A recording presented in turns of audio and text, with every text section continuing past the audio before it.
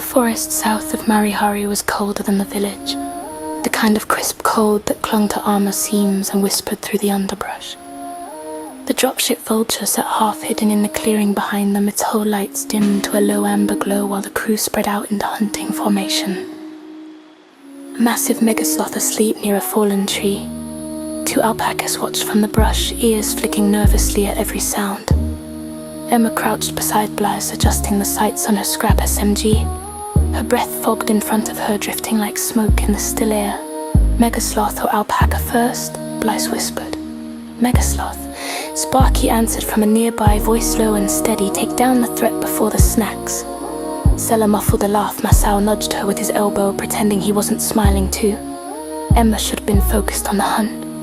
But her thoughts kept circling back to the last thing she'd seen before they left. Scarlet and Gohadlo surrounded by strangers.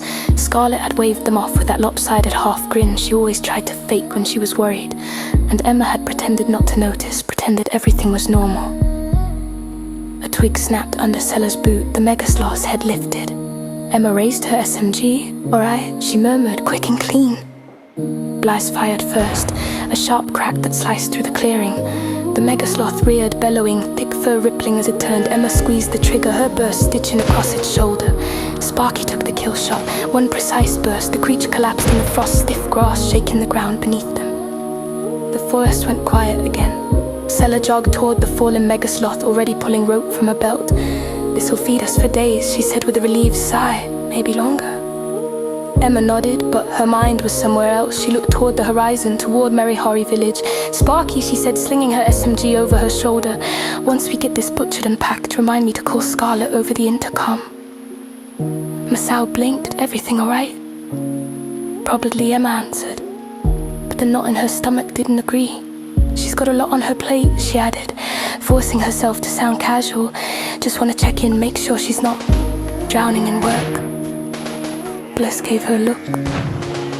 Not questioning, just understanding. Sella, tying off the megasloth's legs, glanced back with a soft smile. "Scarlet can handle herself, you know." "I know," Emma said. And she did. Emma exhaled, watching her breath drift into the cold air like a ghost rising.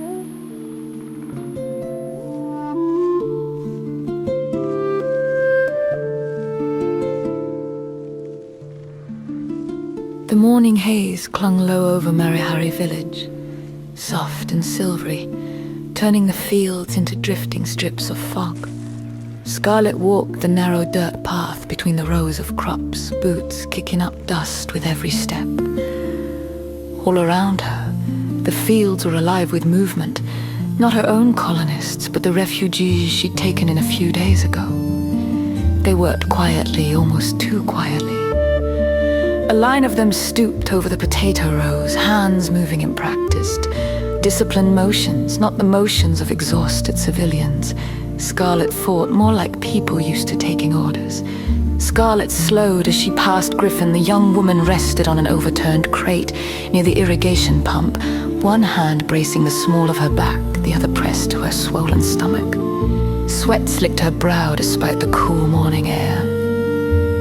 Every now and then, her breath hitched, a flicker of pain she tried hard to hide. No one among the refugees seemed to pay her particular attention. That bothered Scarlet more than she wanted to admit. She tore her gaze away and continued her walk near the construction yard. 2 of the refugees were reassembling a broken stone-cutter table. Their hands moved fast, efficient, slotting pieces back together without needing to ask where anything went. Their conversation floated across the yard, clipped. "Hush, too careful." When Scarlet approached, they fell silent instantly. Scarlet offered a polite nod. They nodded back, polite, but distant, watching her out of the corners of their eyes as she walked on. On the far side of the village, Gohadlo stood beside the barn wall, her white fur rippling faintly in the breeze. She was pretending to inventory the wood stockpile, but Scarlet knew her well enough. She was counting people, not planks. Their eyes met for half a second. Scarlet said, "I know." Gohadlo's replied, "And I'm still watching." Scarlet kept walking.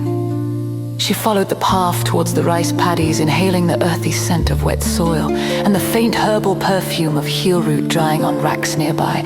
The place felt busier, fuller, but not safer and not calmer. Still, they needed the help.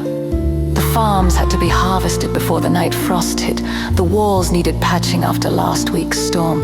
Marihari village ran on thin margins, and the extra hands were making a difference. She could see that with her own eyes.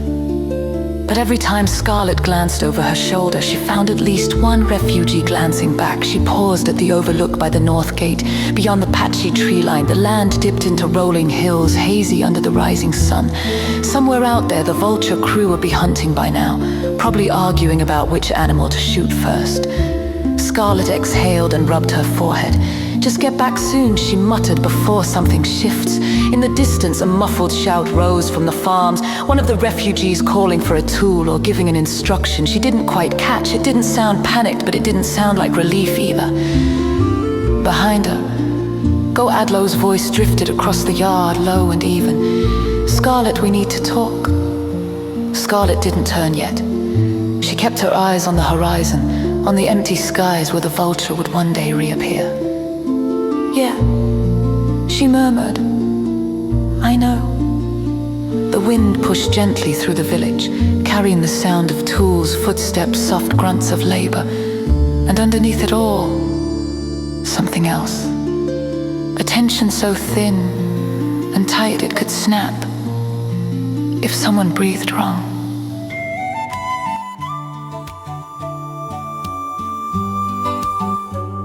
We've come so far across the silent stars, chasing dawn beyond the edge of sight.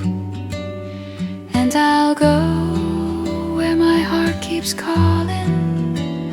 Through the dark I'll follow on, with the crew beside